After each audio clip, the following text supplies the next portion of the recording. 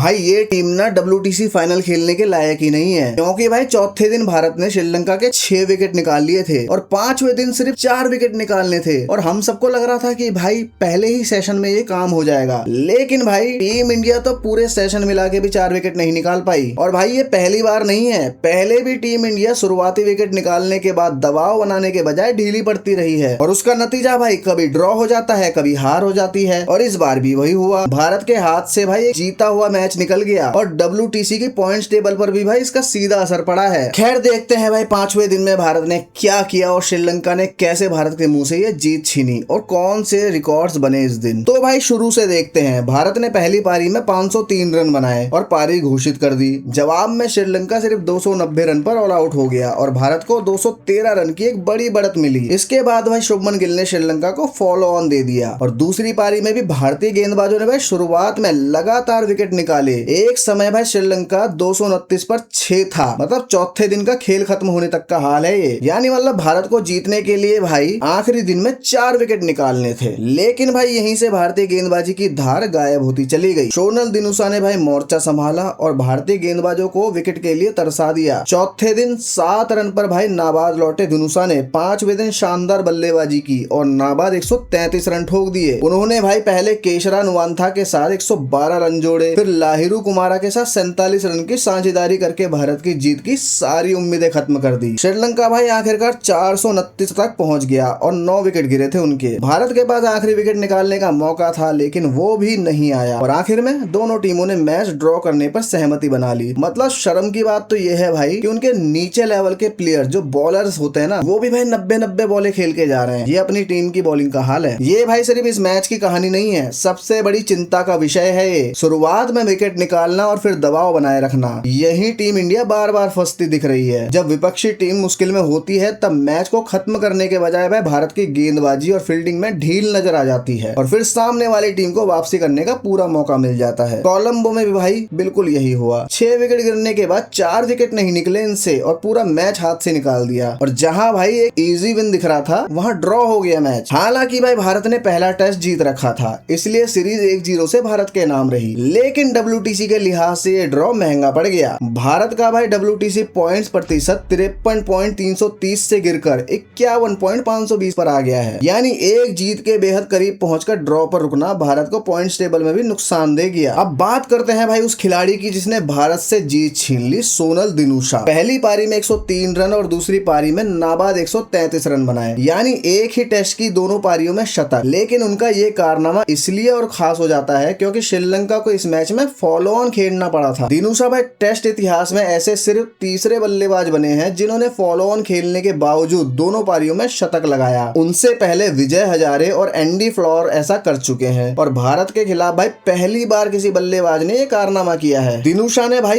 एक और बड़ा रिकॉर्ड बनाया है। दिनुशा भारत के खिलाफ टेस्ट की दोनों पारियों में छठे या उससे नीचे नंबर पर बल्लेबाजी करते हुए दोनों पारियों में शतक लगाने वाले पहले बल्लेबाज बन गए हैं। इसके अलावा भाई वो भारत के खिलाफ एक टेस्ट की दोनों पारियों में शतक लगाने वाले कुल 12वें बल्लेबाज हैं। 21वीं सदी में भारत के खिलाफ दोनों पारियों में शतक लगाने वाले वो पहले श्रीलंकाई बल्लेबाज भी हैं। इससे पहले भाई श्रीलंका के अरविंद डी सिल्वा ने 1997 में भारत के खिलाफ दोनों पारियों में शतक लगाए थे। तो भाई इस सीरीज का सार इस तरीके से है कि भारत ने 2 टेस्ट मैचों की सीरीज 1-0 से जीत ली, जहां 2-0 से जीतनी चाहिए थी। कोलंबो टेस्ट ने भाई टीम इंडिया की बड़ी कमजोरी को फिर से सामने खड़ा कर दिया है। 213 रन की भाई बढ़त थी, फॉलो ऑन दे दिया और श्रीलंका के 6 विकेट जल्दी गिरा भी दिए थे, लेकिन मैच खत्म नहीं कर पाए। WTC फाइनल की रेस में सिर्फ मैच जीतना काफी नहीं होता, ऐसे मौकों को भी भाई जीत में बदलना पड़ता है। ऊपर से भाई इनको अभी श्रीलंका जैसी टीम मिली थी, अब आने वाले टाइम में इनको न्यूजीलैंड, ऑस्ट्रेलिया से भिड़ना पड़ेगा। वहां ये 3-0 या 5-0 से जीत पाएंगे, बहुत मुश्किल है भाई। इसलिए भूल जाओ WTC फाइनल इंडिया खेल रही है। जैसे कि मैंने कल ही कहा था भाई 50 या 100 रन का टारगेट देगी श्रीलंका, लेकिन चमत्कार हो जाए तो कुछ भी हो सकता है। वही चमत्कार अब इंडिया को चाहिए भाई अगर WTC फाइनल खेलना है तो। लेकिन भाई इस माइंड सेट के साथ वो